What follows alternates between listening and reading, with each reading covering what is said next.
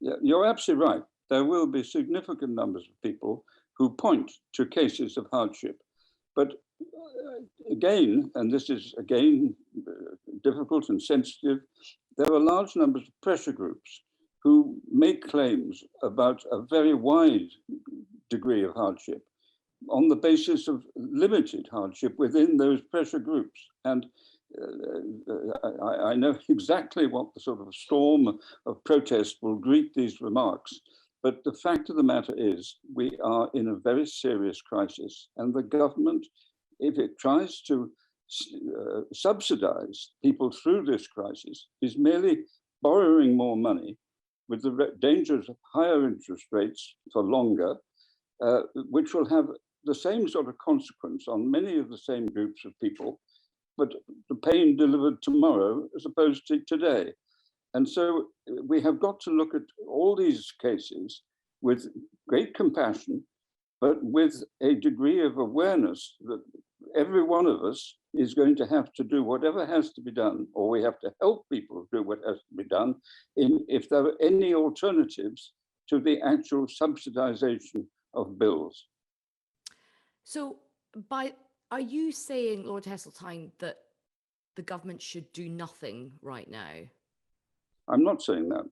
I'm saying they should be extremely careful and analytical about what they do, because whatever they do, you either ameliorate the pain today to worsen it tomorrow.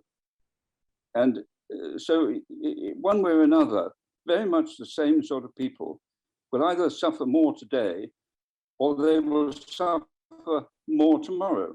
It's not, you can't avoid the pain that these costs are going to impose on us. These increased prices are going to impose on us.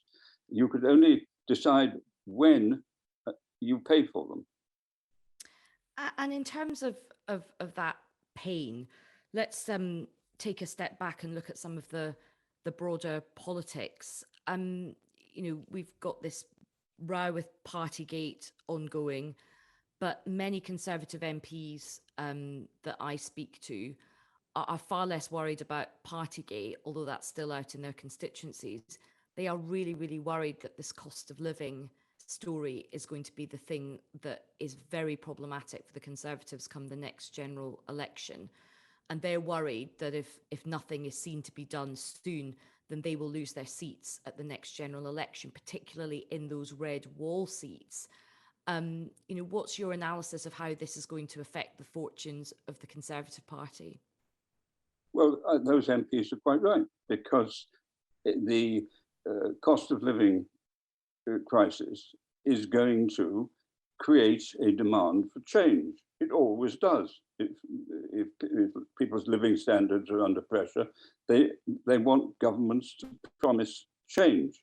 And if a government can't promise that, the opposition comes to power on the basis of the promises that they make. It just happened in Australia, exactly the same thing. But I remember time and time again in elections, this is the backdrop. And curiously enough, of course, it was the backdrop to Brexit. And what COVID has hidden from the British people is the disaster of Brexit.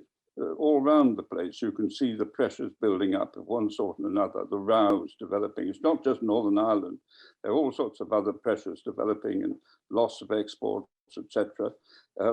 But perhaps the most serious allegations that are being made to the government is that the agenda of levelling up has really been almost put on hold.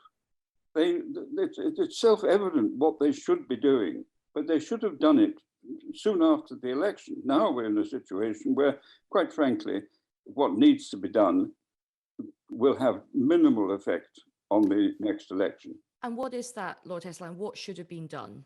Well, you need a quite significant shift of attitude to how you run the economy, from a top-down basis in which government ministers and civil servants impose their views, to one in which you enthuse local communities, led by directly elected mayors, to provide their own strategies which government help them to finance. I mean, this is not rocket science. It's what every other advanced economy that I know does. And it's what David Cameron and George Osborne and Greg Clark did with such significant advance and praise a decade or so ago.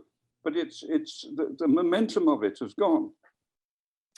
And final question to you. We are waiting for the Sue Gray report. The Metropolitan Police has now concluded its report into Partygate. The Prime Minister seems to have, got off without any fines. But do you think this whole affair has fundamentally damaged him?